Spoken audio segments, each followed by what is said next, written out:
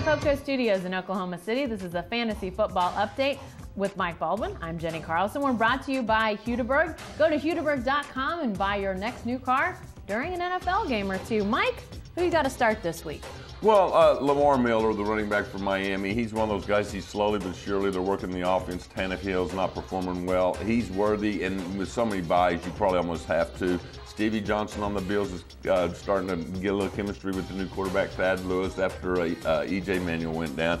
And then Emmanuel Sanders is the #2 guy in Pittsburgh, but he had a monster week, and he's one of those guys, he's the deep threat. If he gets one long ball, it's a huge game. If not, he's even getting enough catches that he's probably worthy of throwing in there, especially when the talent's thin because of the buys. Well, you mentioned the buys, and a lot of teams on buys this week, so maybe you don't have many options to sit, but are there some guys that if you've got them and got the ability, should you set some guys this week? Well, Tom Brady is one of those that you might, because of a bye, have to play him, but his hands look swollen. He says he's fine. His stats have gone down the last 3 or 4 weeks.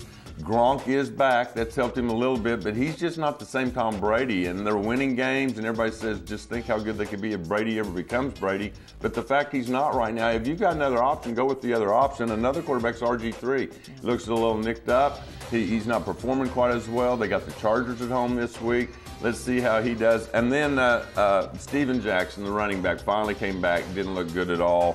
Dwayne Bravo, we talked about him and Greg Jennings simmer. Let them keep simmering. They didn't do it last week. They're not involved in their offenses right now, so I'd definitely sit them. Leave them in the stew. All right, I got it. What about a couple guys that people might be thinking about grab? One you say grab, another one you say don't overreact. Well, the one to grab is Marvin Jones with the Bengals. We told you about Dalton, had a monster game, 5 touchdowns last week.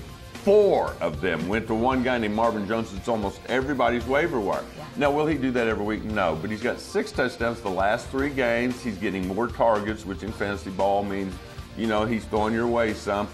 He's not necessarily going to be a superstar. He's not going to get you that 4 TD game, but with everything so thin out there right now, he might be the one guy this week to run and get. Yeah. And then the Kenny Stills, the OU guy. 2 touchdowns, a couple of them long, and you're like, oh my goodness, I'm desperate for a wide receiver. Go grab him.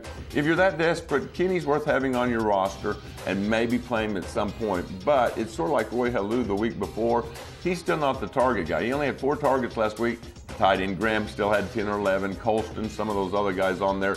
This Stills is one of those emergencies, you got to go get him and play him, but he's not going to put up the numbers like last week just because they don't throw to him much, but when he does have a big game, it is worthy. Okay, a little report card time on yourself. Yeah. Give yourself some grades here, Mike. Well, we've been given a lot of good advice, but we also want to admit when we give you some bad advice. Yeah. This is fantasy football. I'm not God. If I did, I'd be doing it better in my fantasy league. But anyway, we told you about Andy Dalton, and he was busting out in 6 touchdowns, 2 games. He has 5. We told you about Sean Marino has another really good game for the Broncos. You got to put him in. We told you not to play Halou because the 3 touchdowns was a fluke. Guess what? 5 carries, 11 yards, no touchdowns. It would have been a disaster if you played him, just like we was trying to warn you. And then Cam Newton, we told you, play him. He's getting good, and he's starting to play good. He played well last week. Incomplete. You got an incomplete grade? Not for Colin Kaepernick. Remember when he named it the Colin Kaepernick sit-em? He had 3 touchdowns last week, but 2 of them were running. He had a monster running game against Jacksonville. Mm-hmm. So guess what? He still only threw for 166. That's why Bolden still sits, but they're on a bye this week. They come back. They play a very good Carolina list team the following week after bye. I got a feeling he's going to go back on the Kaepernick list next week. But that's one we got a little burned on. And then the one we really got burned, failing grade, big fat F.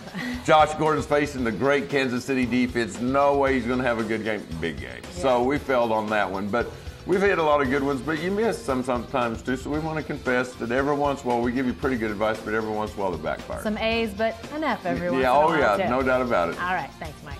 Sure to stay with the best coverage team anywhere at newsok.com and every day in the Ozone.